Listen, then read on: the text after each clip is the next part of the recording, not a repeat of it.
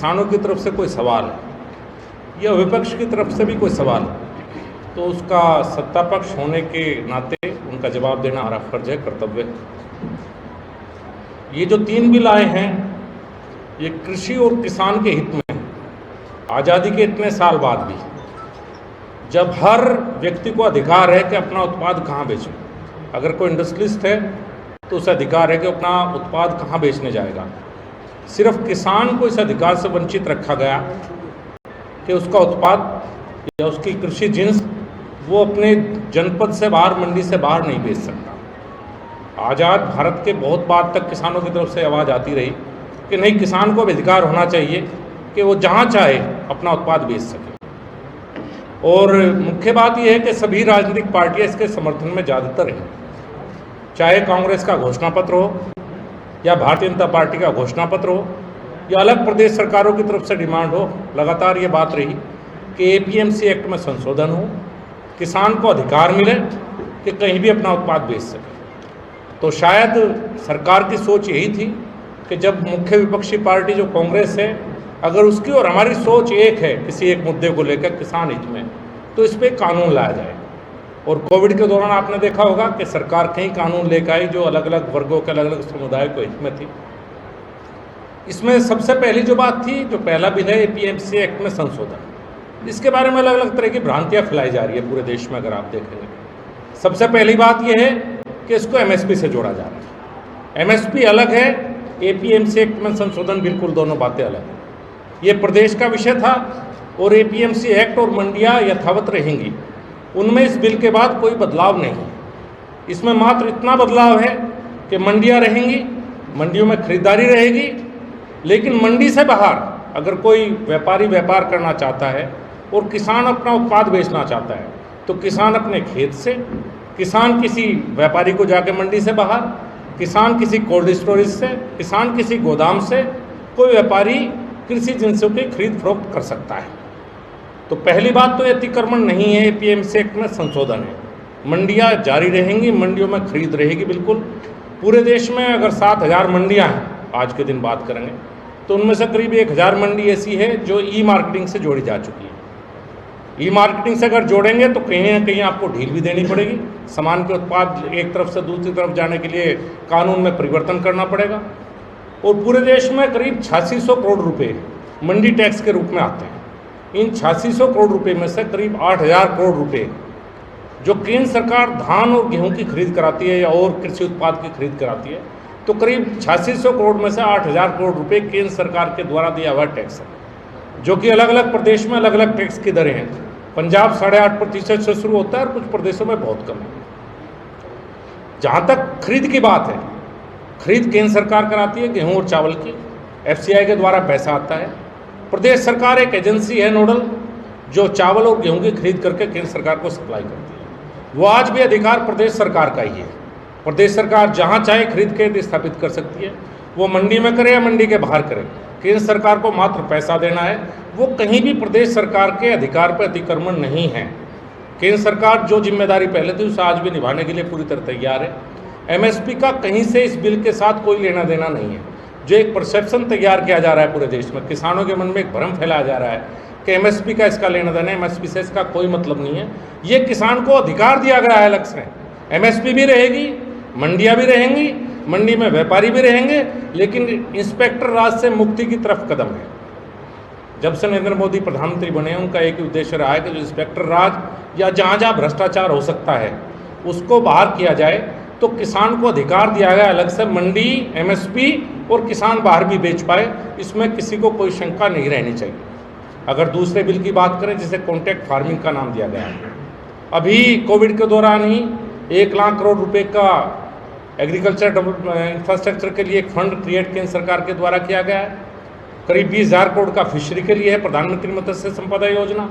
करीब 15,000 करोड़ का animal husbandry infrastructure development fund है। करीब 13,500 करोड़ का एफएमडी और ब्रुसेलोसिस की वैक्सीनेशन है। आप मोटे तौर पर देखेंगे तो करीब 1.5 से 2.25 लाख करोड़ का एक पैकेज किसानों के लिए। एग्रीकल्चर इंफ्रास्ट्रक्चर कब डेवलप होगा? जब एक उद्योगपति को, व्यापारी को छूट होगी, खरीद की छूट, और साथ के साथ प्रोसेसिंग इंडस्ट्री की बहुत कमी है देश में। आज अगर हम अपना एक्सपोर्ट बढ़ाना चाहते हैं तो हमें प्रोसेसिंग पर जाना पड़ेगा।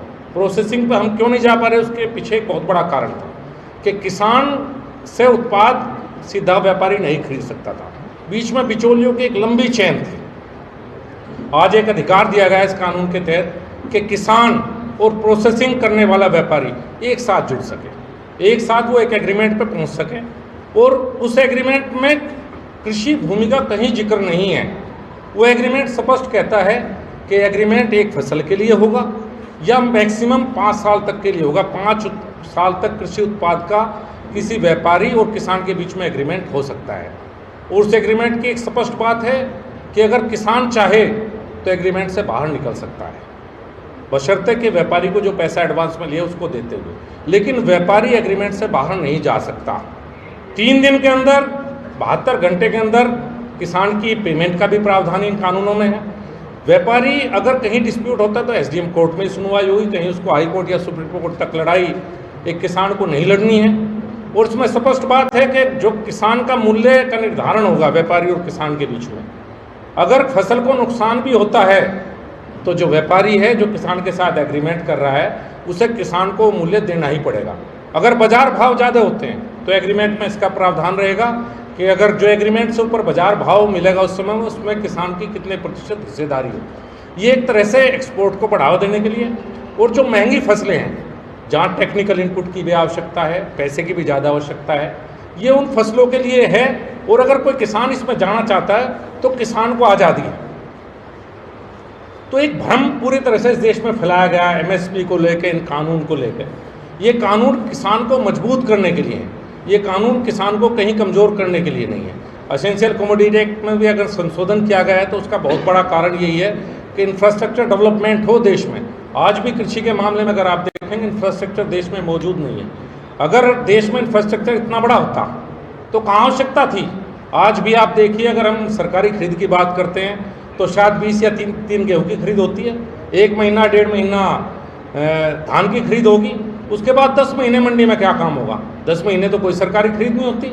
उन 10 महीने के दौरान किसान को हक होना चाहिए कि अपना उत्पाद अगर वो मंडी में बेचना चाहता है तो मंडी में बेचे, आज भी बेच सकता है। एक कंपटीशन का ज़माना है। मेरे याद एक बार BSNL होता था, फिर बहुत सी कंपनियां आई, हर फील्ड में कंपटीशन बढ़ा है। सरकार का जो एक कंपनी हर फील्ड में थी, प्राइवेट कंपनी आई हैं। अगर कहीं प्राइवेट सेक्टर आया है तो उस प्राइवेट सेक्टर के आने से कहीं ना कहीं कंज्यूमर का भी फायदा हुआ है, देश का भी हित हुआ है। अगर मंडी व्यवस्था में जकड़ अगर हम कम कर रहे हैं तो इसमें मेरे विचार से किसान का हित है। और लगातार हमने एक बात की है पूरे देश में, अगर इस बिल के संबंध में परसेप्शन खराब मत कीजिए, किसान को मत बहकाइए। किसान को बहकाने से काम नहीं चलेगा, तर्क के आधार पर बात कीजिए। अगर कोई विपक्षी दल एक भी तर्क ऐसा दे कि इस पूरे बिल में, जो आज के बिल की बात करते हैं, किसान हित में पहले भी काम हुए हैं और सरकारों में भी हुए हैं और किसानों के हित में आगे भी काम होंगे। प्रधानमंत्री के द्वारा इतना बड़ा काम शुरू किया गया, हर किसान को 6,000 रुपये, आज तक करीब 93,000 करोड़ रुपये केंद्र सरकार के द्वारा दिए जा चुके हैं। अगर आप 2014 से बाद के परिस्थितियाँ देखेंगे तो 2009 से 14 तक अगर किसी उत्पाद की सारी खरीद केंद्र सरकार के द्वारा रखी गई तो मात्र 3.5 लाख करोड़ की थी। और 2014 से 2019 के बीच की बात करेंगे तो 8 लाख करोड़ से ज़्यादा थी। अगर कांग्रेस की सरकार और भारतीय जनता पार्टी की सरकार का आप दोनों की तुलना करेंगे तो भारतीय जनता पार्टी की सरकार के द्वारा करीब 8 लाख करोड़ से ज़्यादा की खरीद की गई है, जो कि दुगने से भी ज़्यादा है। अगर आप उसी दौरान के MSP के रेट बढ़े हुए देखेंगे तो भारतीय जनता पार्टी की सरकार के द्वारा ज़्यादा बढ़ाए गए। अगर कृषि क्षेत्र में बहुत बड़े बड़े तो वे सरकार के द्वारा गए। हाँ, लेकिन कृषि व्यापार, इंटर स्टेट मूवमेंट, कानून बनाना लिस्ट में वो अधिकार है, उसमें केंद्र सरकार को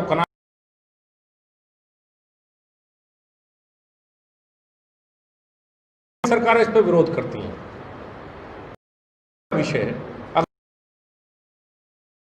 अपने प्रदेश में कोई अलग सा काम किया, केंद्र सरकार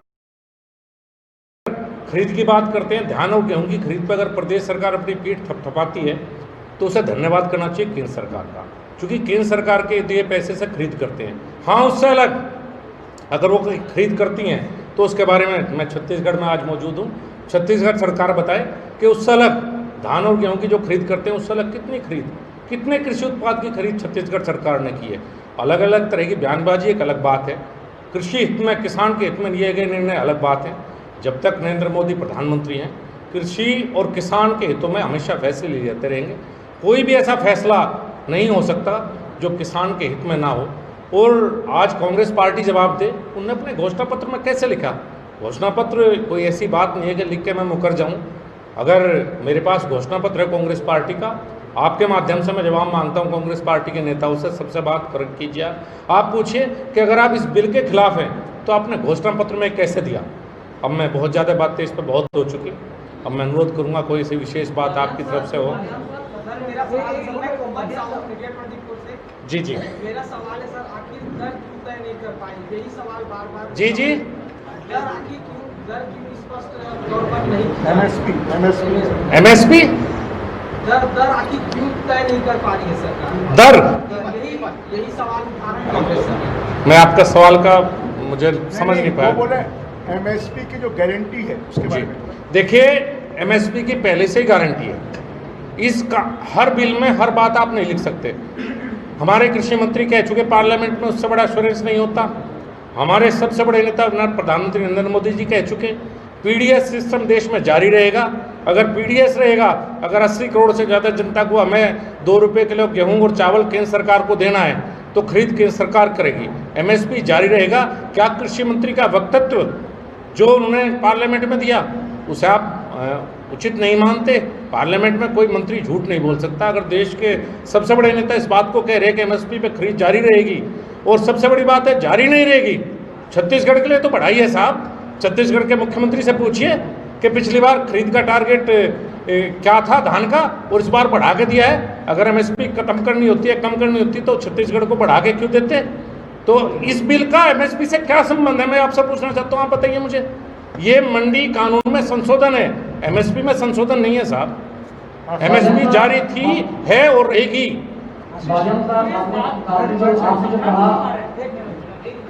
आपने कहा कि कुछ राज्य विरोध कर रहे हैं, छत्तीसगढ़ सरकार ने भी इसका विरोध किया है, आपत्ति दर्ज की है और लीगल प्रोसीजर में सरकार जा रही है। छत्तीसगढ़ सरकार इस कानून को बाईपास करने के लिए एक बिल लाना चाह रही है। इसे किस तरीके से आप देखते हैं? इस पर क्या आपका? देखिए, प्रदेश सरकार को बिल लाने का अधिकार नहीं है। कृषि उत्पाद का inter state movement central list में है। आप 43 देखिए कॉन्स्टिट्यूशन का, तो उसमें है। और विद इन स्टेट भी मूवमेंट होती है तो हमेशा वही प्रभावी होती है। प्रदेश सरकार को इस पर कानून बनाने का अधिकार नहीं है। हाँ, राजनीति करने का अधिकार जरूर है, और छत्तीसगढ़ के मुख्यमंत्री राजनीति कर रहे हैं। पहले तो वो जवाब दे कि कांग्रेस के घोषणा पत्र में था या नहीं था, और घोषणा पत्र में अगर था तो विरोध करने का अधिकार उनको किसने दिया? जब संशोधन हमने किया है वही कांग्रेस अपने घोषणा पत्र में कहती है, तो बिल क्यों लाना चाहते हैं? क्यों छत्तीसगढ़ की जनता को बहकाना चाहते हैं? क्यों छत्तीसगढ़ के किसानों को घुमाना चाहते हैं? इसका जवाब तो मुख्यमंत्री देंगे। यहाँ के मुख्यमंत्री बार बार ये कह रहे हैं कि यहाँ की जो धान खरीदी की व्यवस्था है, सरकार सरकारी समितियों के माध्यम से खरीदती है, उस पर इस बिल का असर होगा, ये खरीदी नहीं हो पाएगी। क्या ऐसा इस बिल में प्रावधान है जिससे यहाँ प्रभाव होगा? कोई ऐसा प्रावधान नहीं है साहब। इस बार जो कोटा था छत्तीसगढ़ का धान खरीद का, वो कोटा केंद्र सरकार के द्वारा बढ़ाया जा चुका है। और मैंने पहले ही कहा, डॉक्टर रमन सिंह 15 साल इस प्रदेश के मुख्यमंत्री रहे हैं, शायद उनसे बेहतर इस बात को कोई नहीं कह सकता। पैसा केंद्र सरकार देती है, खरीद की व्यवस्था कहाँ खरीद करवानी, किस एजेंसी से करवानी है, ये प्रदेश सरकार ही करती है। और इस बार कोटा बढ़ाया गया है, और पंजाब और हरियाणा में, उत्तर प्रदेश, सब जगह धान की खरीद शुरू हो चुकी है। मुझे बताया गया है कि धीरे धीरे धान मंडी में आना शुरू किया हुआ है। तो मैं तो मुख्यमंत्री से निवेदन करूंगा केंद्र सरकार को पत्र लिखे और धान की खरीद थोड़ी जल्दी शुरू करें, और इस बार ज़्यादा खरीद करें। इस बार जो केंद्र सरकार ज़्यादा खरीद करवा रही है वो जवाब है छत्तीसगढ़ के मुख्यमंत्री के लिए, छत्तीसगढ़ की कांग्रेस पार्टी के लिए।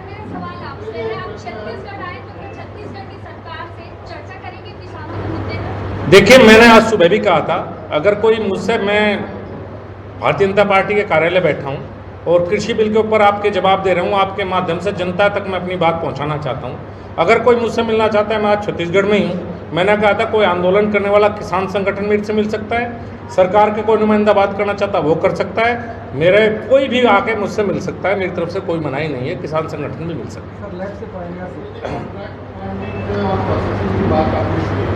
मैं प्रोसेसिंग में उदाहरण देता हूँ, जशपुर का जशपुर में टमाटर प्रोसेसिंग की बात क्वालिटी की बात आई थी, तो उसकी जो प्रोसेसिंग या इंडस्ट्री के हिसाब से उत्पादन की हो, तो ऐसे स्थिति में किसान क्या करेगा? और वो इंडस्ट्री खुली नहीं थी और बंद हो गई। ऐसी स्थिति में इस कानून के आने के बाद अगर कहीं डिस्प्यूट होगा, अगर वो क्वालिटी खराब बता के किसान का उत्पाद, पहली बात तो किसान के खेत से जाने के बाद उसे उत्पाद लेना पड़ेगा। अगर आप एक्ट पढ़ेंगे, अगर किसान ने प्रोसेसर के वहाँ तक उत्पाद अपना लेके गया तो उसको लेना मजबूरी है। दूसरी बात, अगर कोई डिस्प्यूट है तो विद इन 1 मंथ SDM को अधिकार है। ये हम कोर्ट में नहीं लेके जा रहे कि हम कोर्ट में लेके जाएंगे, कोर्ट में किसान के उसमें लगेंगे। ये 1 महीने के अंदर इसको निर्णय लेने का अधिकार SDM को है कि SDM किसान हित में इसमें निर्णय ले। इसमें किसान पीछे हट सकता है, प्रोसेसर या व्यापारी इस कानून के मुताबिक अपनी शर्तों से पीछे नहीं हट सकता।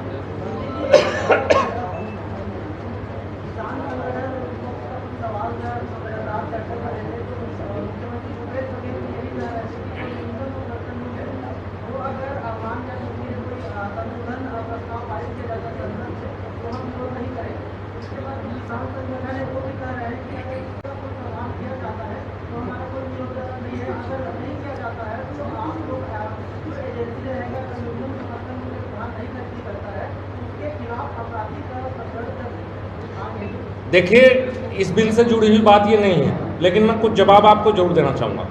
अब केंद्र सरकार 22 फसलों की MSP डिक्लेयर करती है और एक फसल गन्ने की FRP डिक्लेयर करती है, जिनमें से केंद्र सरकार के द्वारा गेहूं और चावल जो PDS में हम देते हैं उसकी डायरेक्ट खरीद प्रदेश सरकार के द्वारा कराई जाती है। उसके अलावा MSP से नीचे अगर कोई फसल उन 22 फसलों में 23 फसलों में बिकती है तो ये प्रदेश सरकार की जिम्मेदारी है कि केंद्र सरकार से अनुरोध करें और उनकी खरीद प्रदेश सरकार की जिम्मेदारी है, न कि केंद्र सरकार की। अगर छत्तीसगढ़ के मुख्यमंत्री अपनी जिम्मेदारी से भागना चाहते हैं तो मैं उनको भागने नहीं दूंगा। 2 की खरीद हम करते हैं, 20 की अगर वो मुख्यमंत्री हैं और वो किसान हित की बात करते हैं, अगर MSP से नीचे कोई उत्पाद उन 20 फसलों का बिकता है तो बघेल साहब की नैतिक जिम्मेदारी और कॉन्स्टिट्यूशनल कर्तव्य है कि वो उस खरीद को करें और उसमें केंद्र सरकार की जो हिस्सेदारी है, केंद्र सरकार का जो पैसा है, वो केंद्र सरकार का कर्तव्य है कि केंद्र सरकार उसको दे। किसी भी फसल अगर MSP से नीचे बिकती है तो बघेल साहब केंद्र सरकार को पत्र लिखें और खरीद की व्यवस्था सुनिश्चित करें। हम उनके साथ हैं। सर, एक सवाल है, आपने उदाहरण दिया BSNL का। जी। BSNL के बाद जब प्राइवेट कंपनियां आई तो प्राइवेट कंपनियां तो आगे बढ़ गई, लेकिन BSNL ठप हो गया। जी। इसको लेकर भी किसानों की चिंता ये है कि प्राइवेट जो कंपनियां हैं वो तो आगे बढ़ जाएंगी, लेकिन मंडी व्यवस्था ठप हो जाएगी। इस डर को कैसे दूर करेंगे आप लोग? किसानों का सबसे बड़ा डर यही। देखिए, पहली बात तो इस कंपटीशन के ज़माने में हम आपको अपने आप में सुधार लाना पड़ेगा। दूसरी बात, मैं किसान हित की बात कर रहा हूँ यहाँ पे। किसान के हित में क्या है? मैं मंडी के हित की बात शायद आपसे नहीं कर पाऊँगा। मुझे एक सवाल का जवाब, आप इतने पत्रकार लोग हैं लगातार इस पर कर रहे हैं, अगर किसान को अधिकार मिलता है कि 3 दुकानें ज़्यादा खुली हैं रायपुर में जहाँ उसके उत्पाद की खरीद हो सकती है, तो किसान हित में है या नहीं है? ये किसान हित में है। अगर जो मंडी में एक इंस्पेक्टर राज चलता था, अगर इंस्पेक्टर राज को केंद्र सरकार तोड़ना चाहती है तो मैं किसान की बात करने के लिए यहाँ पर आया हूँ। मैं मंडी में बैठे व्यापारी, अगर कंपटीशन का जमाना है, मंडी में बैठे व्यापारी अपने आप को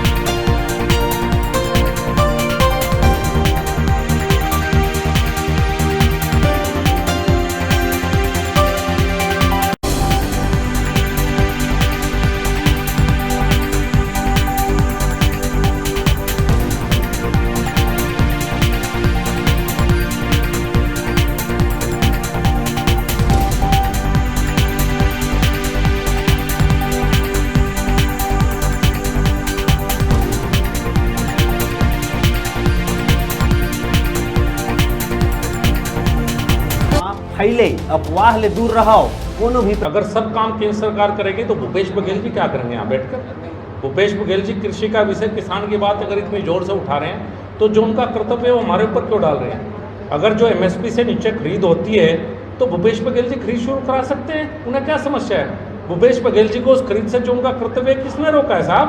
भूपेश बघेल जी को कहिए सरकारी खरीद शुरू करें तो एमएसपी से नीचे बिकेगा नहीं। केंद्र सरकार की जो जिम्मेदारी है, पीएसएस में हम पैसा देते हैं जब प्रदेश सरकार रिक्वेस्ट करती है, तो हम उस पैसा देने के लिए तैयार हैं। तो भूपेश बघेल जी अपनी जिम्मेदारी हमारे ऊपर क्यों डालना चाहते हैं? वो उनकी जिम्मेदारी है, वो खरीद कराएं, एमएसपी से नीचे बिल्कुल ना रहे, हम उनके साथ हैं। मुख्यमंत्री ने कहा था कि एक राष्ट्र एक बाजार एक दर होना चाहिए, उस पर कोई आंदोलन नहीं होगा। जी, क्या कहना है? हमने एक राष्ट्र एक बाजार की बात ही की है इस कानून के मुताबिक, जिस पर बघेल विरोध कर रहे हैं। हम यही तो कह रहे हैं कि रायपुर का किसान अगर लेके जाना चाहता है कलकत्ता अपना माल तो लेके जा सकता है, अगर बम्बई ले जाना चाहता है तो ले जा सकता है, उसका अधिकार है। क्या अगर रायपुर में जो इंडस्ट्री लगी है जूते चप्पल कपड़ों की, वो अपना व्यापारी को अधिकार नहीं अपना माल बेचने का कलकत्ता बम्बई तक? अगर ये आज अधिकार नरेंद्र मोदी किसानों को दे रहे हैं तो भूपेश बघेल जी को क्या दिक्कत है, या प्रदेश सरकार को? वो अपनी जिम्मेदारी निभाएं, हम अपनी जिम्मेदारी निभा रहे हैं। हमारे किए काम पे ताली मत बजवाए बघेल साहब, अपना कुछ काम करके दिखाएं, कुछ बेहतर करके दिखाएं। हमने तो 3 दिन का कानून में प्रावधान किया है कि 3 दिन में पेमेंट होगी। बघेल साहब पिछले साल की धान खरीद का पेमेंट क्यों नहीं कर रहे? मेरा उनसे सवाल है, किस तब तक क्यों बघेल साहब ने नहीं दी? कहां से आएंगे बघेल साहब? जवाब दे इस बात का। पूरी करें, हम अपनी जिम्मेदारी जानते हैं।